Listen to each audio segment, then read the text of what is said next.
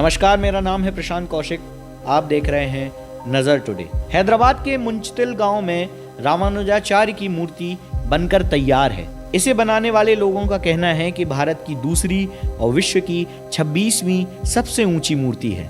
मुंचतिल गांव हैदराबाद के बाहरी इलाके शमशाबाद में स्थित है। तेलुगु भाषी राज्यों में लोकप्रिय वैष्णव संप्रदाय के सन्यासी त्रिदंडी चिन्ना जीआर स्वामी के आश्रम में इस मूर्ति को लगाया गया है।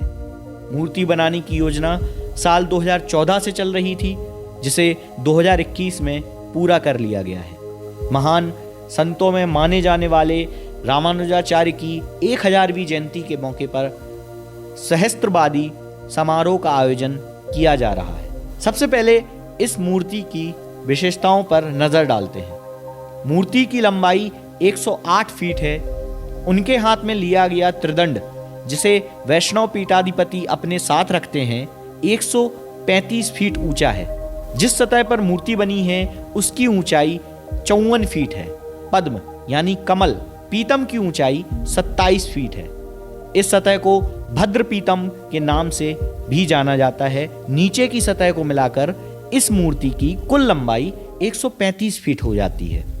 इस मूर्ति में विभिन्न द्रविड़ समाजों की मूर्ति कला से जुड़ी चित्रकारी की गई है। मूर्ति के नाखूनों से लेकर त्रिदंड तक को बहुत सावधानी से बनाया गया है। इस मूर्ति के साथ साथ परिसर में 108 दिव्य देश बनाए गए हैं। वैष्णव परंपरा के मुताबिक भगवान विष्णु के 108 अवतार और मंदिर माने जाते हैं। परिसर में बने 108 मंदिर इन्हीं दिव्य देशों के प्रतिरूप हैं। इनका निर्माण होयसल शैली में किया गया है। इसमें कुल 468 स्तंभ होंगे। विभिन्न स्थानों के मूर्तिकारों और विशेषज्ञों ने इसके लिए काम किया है। मूर्ति और मंदिरों के अलावा यहाँ रामानुजम की जिंदगी को दिखाती एक गैलरी भी होगी। इस वैदिक पुस्तकालय, सेमिनार के ऑडिटोरियम और विशेषज्ञों की बैठकें और एक ओमनीमैक्स थिएटर भी होगा। यहाँ पर एक संगीतमय फव्वारा भी लगाया जा रहा है। यहाँ हर नित्य अभिषेक की व्यवस्था भी की जा रही है। आयोजनकर्ताओं ने बताया कि इस परियोजना पर कुल 1000 करोड़ रुपए खर्च हो गए हैं। ये 45 एकड़ के इलाके में फैली हुई है।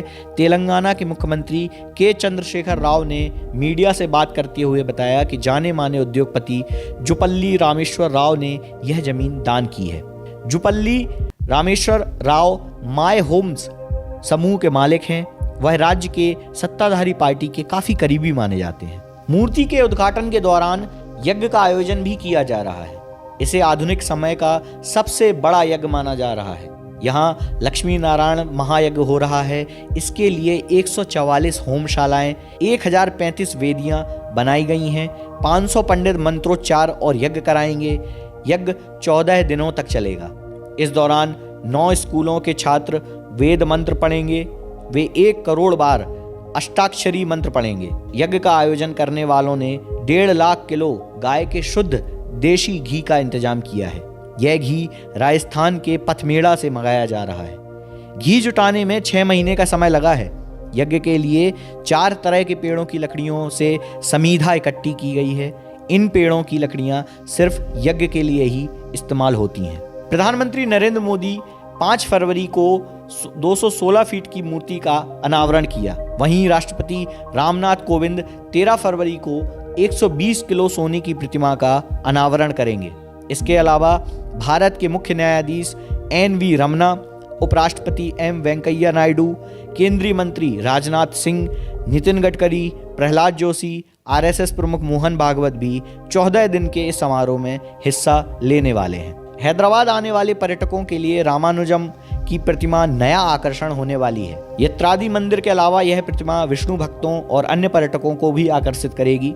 इस वजह से हैदराबाद में पर्यटकों की तादाद भी बढ़ेगी। इसके अलावा इस मूर्ति की सोशल मीडिया पर काफी चर्चा है। इस मूर्ति को लेकर कई लोगों ने इतनी बड़ी मूर्ति स्थापित करने और इसे समानता की मूर्ति कहने पर प्रतिक्रिया जताई है।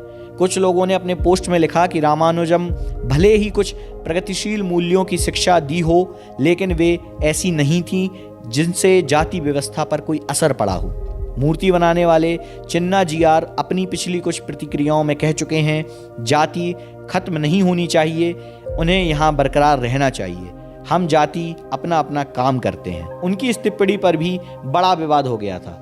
भारी खर्चा कर इतनी बड़ी मूर्ति स्थापित करने के मुद्दे पर लोगों के मत बटे हुए हैं। ओस्मानिया यूनिवर्सिटी के रिटायर्ड प्रोफेसर के श्रीनिवासुलु ने बताया कि मूर्ति बनाना ठीक है, कोई किसी समाज सुधारक या समाज की बेहतरी करने वालों की मूर्ति बनवा सकता है, लेकिन इतनी बड़ी मूर्ति इतने तामझाम और हजारों करोड़ रुपए की साजो सामान के साथ व्यवस्थित करने से अच्छा होता कि रामानुजम के नाम से कोई यूनिवर्सिटी बना दी जाती। किसी यूनिवर्सिटी से इस पैसे से रामानुज फंड एवं रिसर्च सेंटर स्थापित किया जा सकता था। यूरोप और अमेरिका में अमीर लोग ऐसा करते हैं, यह रिसर्च उनके नाम से होती। इसके आगे उन्होंने कहा, अच्छा होता अगर 1000 करोड़ रुपए से समाज को सीधे फायदा पहुंचता। रामानुजम के समय में उनके सिद्धांत पर समाज की क्या प्रतिक्रिया थी, इसके अध्ययन पर 1000 करोड़ रुपए किए जा सकते थे।